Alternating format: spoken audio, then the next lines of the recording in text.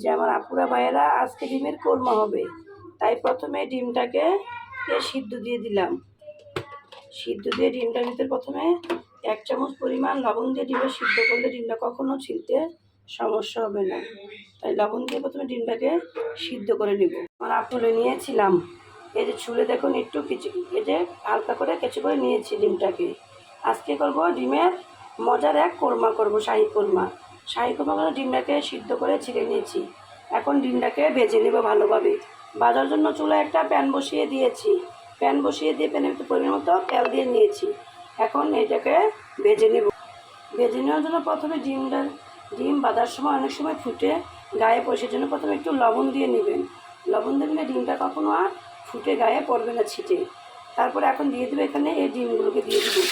দিয়ে ডিমগুলোকে হালকা করে একটু ভেজে নেব। বেশি ভাজা যাবে না, বেশি ভাজলে ডিমটা ড্রাই হয়ে যাবে, সেজন্য বেশি ভাজা যাবে না, জাস্ট হালকা করে একটু ভেজে নিতে হবে। এই যে দেখুন আমার ডিমগুলো হালকা করে ভাজা হয়ে গেছে। এর চেয়ে বেশি ভাজা হলে ডিমগুলো শক্ত হয়ে যাবে, তখন কোরমাটা খেতে ভালো লাগে না। এরপর যে আমি ডিমগুলোকে উঠিয়ে নেব। এই হালকা ভাজা ডিমটাই কোরমা করলে অনেক সুন্দর হয়। এই যে দেখুন আমি হালকা করে ডিমটাকে ভেজে নিয়েছি। এ পর্যায়ে দিয়ে দেবো এখানে 1 কাপ পরিমাণ পেঁয়াজ। পেঁয়াজটাকে হালকা বাদামি কালার করে ভেজে নিতে হবে। দেখুন আমার পেঁয়াজগুলো হালকা বেরেস্তা হয়ে গিয়েছে। এ পর্যায়ে দিয়ে দেবো এখানে আমি গরম মশলাগুলো, দারচিনি, এলাচ ও তেজপাতা। এলাচটাকে একটু মুখটা ফাটিয়ে ব্যবহার করতে হবে, তাহলে এটার গন্ধটা খুব একটা সুন্দর ভালো স্মেল আসবে। দিয়ে মশলাটাকে দিয়ে একটু ভালোভাবে ভেজে নিতে হবে। পেঁয়াজটাকে বেশি ভাজা যাবে না, তাহলে কালারটা সুন্দর আসবে না। সেজন্য এই পর্যায়ে দিয়ে দেবো এখানে অল্প পরিমাণে পানি। পানি দিলে পেঁয়াজটা আর ভালোভাবে ভাজা হয়ে যাবে না, কালারটাও চেঞ্জ হবে না। এই পর্যায়ে দিয়ে দেবো আমি মশলাগুলো। প্রথমে দিয়ে দেবো এখানে একটু বাদাম বাটা, 1 চামচ পরিমাণ বাদাম বাটা। দিয়ে দেবো আদা বাটা ও রসুন বাটা, 1 চামচ পরিমাণ আদা বাটা। দিয়ে দেবো আধা চামচ পরিমাণ রসুন বাটা। বাদাম বাটা দিয়ে দিয়েছি। এ পর্যায়ে দিয়ে দেবো এখানে আধা চামচ পরিমাণ লাল মরিচের গুঁড়া ও আধা চামচ পরিমাণ ধনিয়া জিরার গুঁড়া। দিয়ে এটাকে ভালোভাবে একটু মিক্স করে নেব। এ পর্যায়ে দিয়ে দেব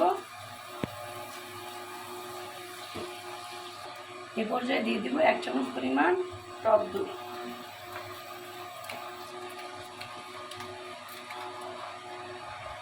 টক দই দেওয়ার পর দিয়ে দেবো এখানে 1/2 কাপ পরিমাণ পেঁয়াজ বাটা।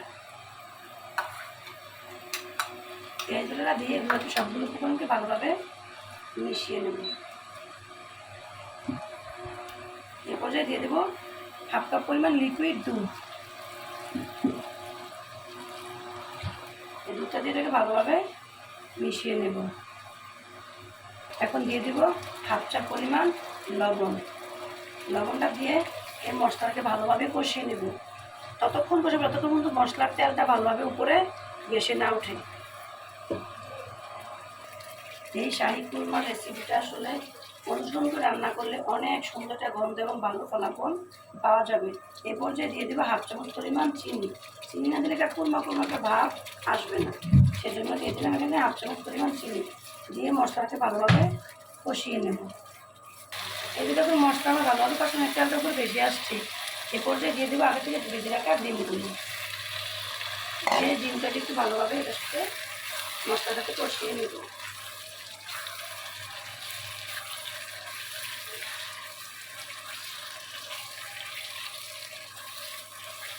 পর্যায়ে দিয়ে দেবো কাঁচামরিচগুলো, দিয়ে ভালোভাবে কষিয়ে নেবো তাকে।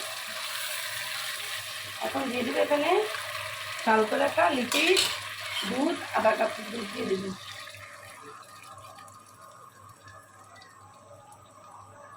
দুধটা দিয়ে এটাকে ভালোভাবে একটু নাড়াচাড়া করে মিশিয়ে দিব।